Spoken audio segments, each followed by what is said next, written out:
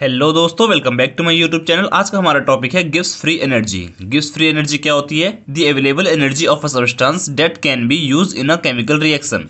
Substance के पास जो भी एनर्जी अवेलेबल है जो केमिकल रिएक्शन में यूज होती है उसे हम कहते हैं गिव्स फ्री एनर्जी। जैसा कि हम जानते हैं रिएक्शन होने पे हमारे पास रिएक्टेंट से बन जाता है प्रोडक्ट, और जब भी हमारे पास कोई रिएक्शन होती है तो प्रोडक्ट के पास हमेशा लेस एनर्जी होती है, रिएक्टेंट के पास हमेशा हाई एनर्जी होती है। इसलिए कोई भी रिएक्शन होती है क्योंकि एनर्जी कम होने पे सब्सटेंस स्टेबल हो जाता है। तो क्या लिखा है हमने? Substance always tends to transform into other substance that have less energy. Substance हमेशा उस सब्सटेंस में ट्रांसफर होने की कोशिश करता है जिसके पास कम एनर्जी होती है, क्योंकि कम एनर्जी होने के बाद वो स्टेबल हो जाते हैं। गिव्स एनर्जी का फॉर्मूला है हमारे पास delta G is equal to delta G not plus में 2.303 R T log base 10 concentration of product divide by concentration of reactant. R यहाँ पर गैस कांस्टेंट है, इसकी वैल्यू होती है 8.314 जूल पर मोल पर केल्विन। और जो हमारे पास टी है वो क्या? टेम्परेचर है। डेल्टा जी क्या है? Gives energy at any temperature. Gives energy at any temperature, किसी भी टेम्परेचर पे जो गिव्स एनर्जी है वो। डेल्टा जी नॉट क्या है? गिव्स एनर्जी एट 298 केल्विन, मतलब किसी पर्टिकुलर टेम्परेचर जो कि फिक्स है 298 केल्विन, इसे हम स्टैंडर्ड एनर्जी भी कहते हैं। ओके। एट इक्विलिब्रियम, इक्विलिब्रियम पे क्या होता है? जो हमारे पास डेल्टा जी है वो जीरो हो जाता है, जिसके कारण ये वाला पोर्शन हमारे पास इधर आके नेगेटिव का हो जाएगा। डेल्टा जी नॉट हो जाता है -2.303 R T log base 10 concentration of product divide by concentration of reactant. Delta G naught का एक और फॉर्मूला होता है minus N F E cell. N क्या होता है? Change in charge. यहाँ पर हमारे पास एन चेंज इन चार्ज है, एफ फेराडे है। फेराडे की वैल्यू होती है 96487 कुलम या फिर 96500 कुलम। हम इसका यूज़ करते हैं न्यूमेरिकल सॉल्व करने के लिए, राउंड ऑफ करके थोड़ा सा। ई नॉट सेल होता है स्टैंडर्ड रिडक्शन पोटेंशियल। स्टैंडर्ड कहने का मतलब होता है 298 केल्विन पे। ओके, मतलब 2 रूम टेम्परेचर पे।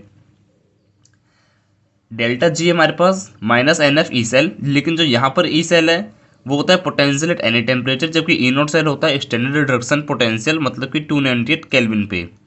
Concentration of product divide by concentration of reactant को हम क्यू कहते हैं और के कहते हैं।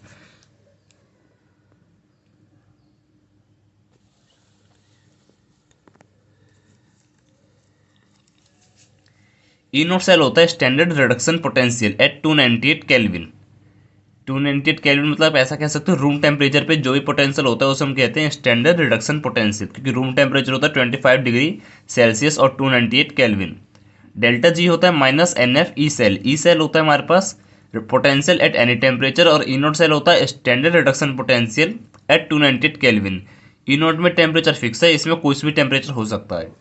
Concentration of product divide by concentration of reactant को हम कहते हैं क्यू या के, जिसे हम कहते हैं रिएक्शन कॉसेंट।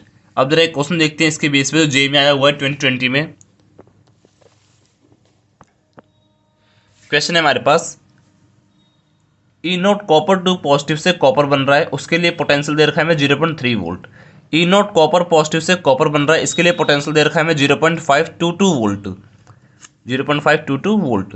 हमें बोला जा रहा है ई नोट कॉपर टू पॉजिटिव से कॉपर टू पॉजिटिव, हमें निकालना है ई नोट कॉपर टू पॉजिटिव से कॉपर पॉजिटिव के लिए पोटेंशियल निकालना है हमें। ओके, जरा देखते हैं।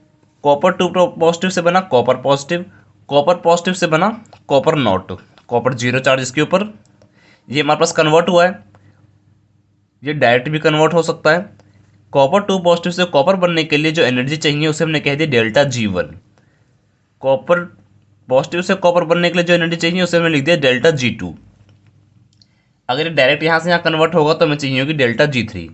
जो डेल्टा जी थ्री है वो डायरेक्ट यहाँ से यहाँ कन्वर्ट हो रहा है या यहाँ से यहाँ कन्वर्ट हो रहा है, दोनों ही केस में एनर्जी सेम होगी। मतलब जो डेल्टा जी थ्री है वो बराबर होगा delta G one plus delta G two के। अगर इस रिएक्शन के लिए बात की जाए, मैंने बताया था एन क्या होता है?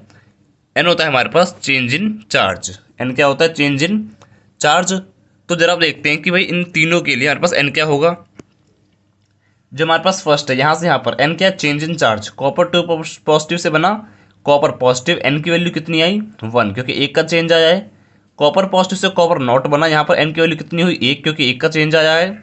यहाँ पर कॉपर टू पॉजिटिव से बना कॉपर नॉट, यहाँ पर कितने का चेंज आया? 2 का, तो एन की वैल्यू होगी 2। और मैंने कहा डेल्टा G3 बराबर होगा delta G1 plus delta G2 के। यहाँ लगाते हैं डेल्टा G3 बराबर delta G1 plus delta G2। मैंने आपको बता रखा है जो डेल्टा GS का फॉर्मूला होता है NFE cell minus NFE cell. तो मैंने क्या करा, डेल्टा G3 ये लिख दिया, delta G3 minus NF। Delta G3 के लिए हमारे पास N कितना है, 2 है, तो -2 F। और ये E सेल, ई सेल क्यों लिया, कॉपर 2 पॉजिटिव से बन रहा है कॉपर नॉट। कॉपर 2 पॉजिटिव से कॉपर नॉट के लिए ई नोट सेल कितना है हमारे पास 0.34, यहाँ लिख दिया हमने।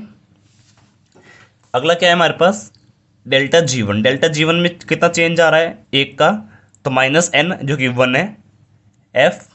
और ई नोट सेल कॉपर 2 पॉजिटिव से कॉपर पॉजिटिव के लिए तो हमें ई नोट सेल निकालना है। कॉपर 2 पॉजिटिव से कॉपर पॉजिटिव के लिए हमें ई नोट सेल निकालना है, तो यहाँ पर हमने यही रहने दिया minus delta G2। Delta G2 के लिए N की वैल्यू कितनी है, 1 है, F। कॉपर पॉजिटिव से कॉपर के लिए पोटेंशियल दे रखा है 0.522। ओके, यहाँ से F से F कट जाएगा, माइनस से माइनस भी कट जाएगा, दोनों में, तीनों में। तो यहाँ से हमारे पास ई नोट सेल की वैल्यू आएगी 0.158। और जो ई नोट सेल है वो डेल्टा G1 के लिए है, जो कि कॉपर 2 पॉजिटिव से कॉपर पॉजिटिव है। यही है ना हमारे पास डेल्टा G1। तो यहाँ हम लिख दिया ई नोट कॉपर 2 पॉजिटिव से कॉपर। आई होप ये वीडियो आपको हेल्पफुल रही होगी। तो ऐसी और वीडियो के लिए चैनल को लाइक शेयर एंड सब्सक्राइब जरूर करें। Thanks for watching.